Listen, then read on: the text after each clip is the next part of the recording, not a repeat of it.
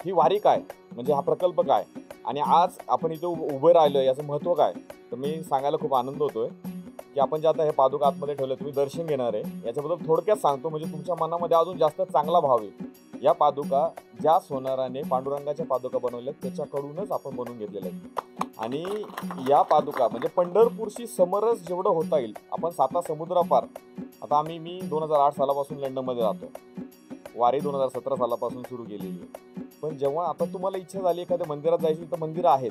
पण परदेशामध्ये जसं गुरुजींनी सांगितलं की ज्या इंग्रजांनी 150 वर्ष आपल्यावरती राज्य केलं, मंदिरं आहेत गुजराती लोकांची, पंजाबी लोकांची, पण मराठी माणसाचं असं हक्काचं मंदिर नाहीये. आणि ते कुठेतरी मनामध्ये खटकत होतं. आता तुमच्यातले बरेचसे लोक परदेशात जाऊन आलेले असतात, आणि त्यातला जो आपला आराध्य दैवत आहे, भोळा दैवत आहे आपला, गरिबांचा जो आपण दैवत म्हणतो, तर भेदभाव नाहीये, गरीब श्रीमंत काळा गोरा, तो विठ्ठल. आपली एक, आपण असं म्हणूया की आपला जो संस्कृती आहे, वारकरी संप्रदाय किंवा पांडुरंग, हा आपण जगाबाहेर घेऊन जायला कुठेतरी विफल झालेलं आहे. कारण 700 वर्ष जुनी ही परंपरा आहे, आणि भारताबाहेरच्या लोकांना पांडुरंगच माहीत नाही. याचं